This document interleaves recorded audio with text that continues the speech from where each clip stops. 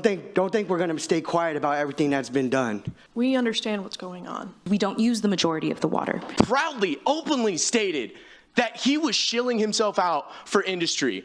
When you have somebody going on the radio, an elected official going on the radio to state openly, yes, you guys are correct. I belong to the billionaires.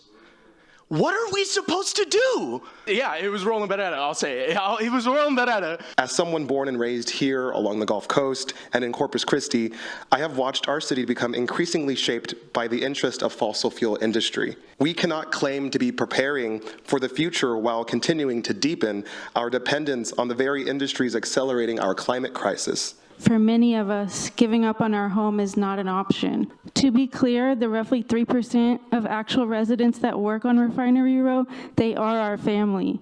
We stand with the workers and want the best for them. When they eventually have to cut back, I really hope they take it from the pockets filled with dumb amounts of money at the top. Nobody in here would welcome it in their own backyard, so we shouldn't be okay with it in anyone else's either. If you looked at, there's the industrial district right there, 29 million. Compared to what residents pay, property taxes over 100 million and over 74 million. Just the interest alone for the Inner Harbor Desalination Project was over $50 million.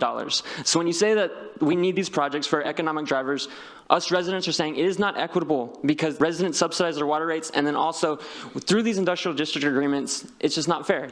It will not quench the insatiable thirst of the companies that rely on us to outsource what many people here today recognize as our most precious resource. This false solution has been allowed to go on so far because the capitalists in power have decided that this is their expensive, wasteful, fascist pet project. Some of y'all are their puppets, and it's so disappointing and disgusting. We're the majority. These industrial goons are not. We are in a hostage negotiation right now where industry is using up our water and putting their workers on the front lines to do the negotiations. These workers are up here begging for their livelihood, saying that if you put restrictions on them, that they are in danger of losing their jobs, when the CEOs of that company have gotten bonuses that amount to billions and millions of dollars. So there's no reason why restrictions on these industries should put their livelihoods at risk, because it's not true. Petroleum is actually a necessary product, and we shouldn't have to be in hostage negotiations for the dignity of life for these residents